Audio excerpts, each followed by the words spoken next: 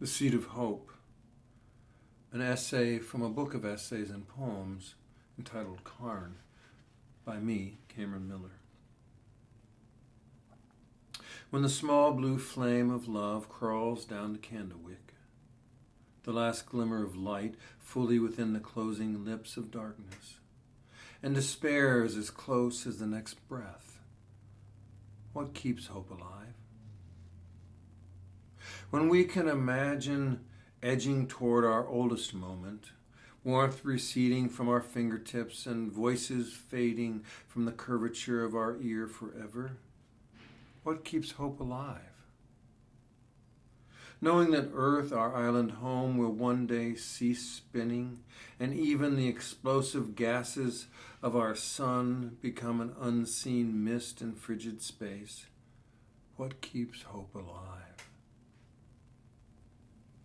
Begin with geology, evolutionary biology, and any other light of knowledge we can shine under the blanket in order to see the beginning of life on Earth.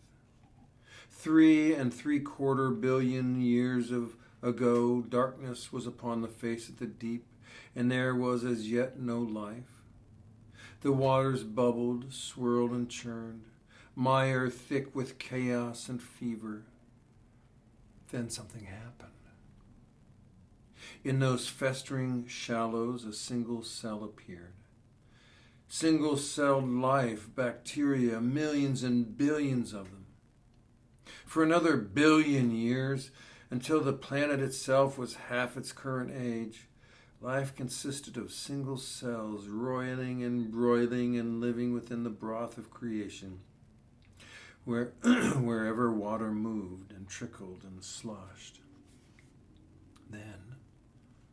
Then, two single cells, among all those other single cells cast about in the swill for a billion years, danced together and became one. They sizzled and wriggled and then slithered into two again.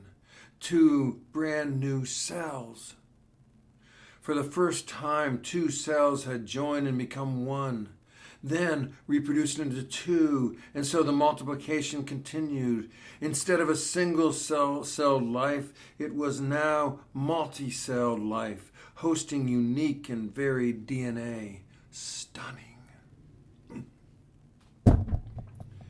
In the blink of eternity's eye, a sequoia tree now reached to the clouds like fingers of the earth grasping for stars. Soon, Triceratops rumbled through thick swamps of lush green. Before a light year could dawn, a furless, upright animal harnessed fire, crafted tools, and launched the Hubble telescope. It is an indescribable magnificence compelling awe and wonder.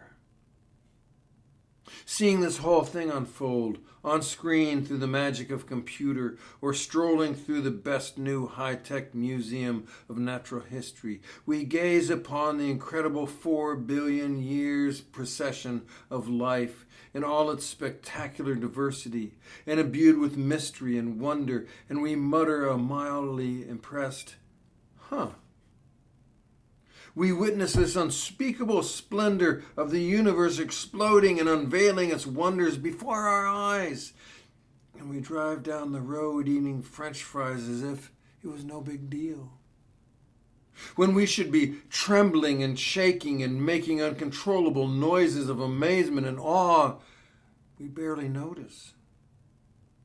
As the Polynesian saying goes, we ride a whale while fishing for minnows. We dare not ponder it, this astounding microbial birth of life, ignited most likely from elements brought to our planet by a fragment of a dead star. To imagine we are actually stardust, that in our bodies we retain the material echo of a long dead star, should set our hair on fire. If we're honest, we cannot fully open our mind to it because it's terrifying. We who are so incredibly small and fragile are adrift in such a small boat across an ocean of stars. Alas, Amazement and awe are the seeds of hope, requiring nurture and care in order for hope to grow and thrive. So have courage, court awe.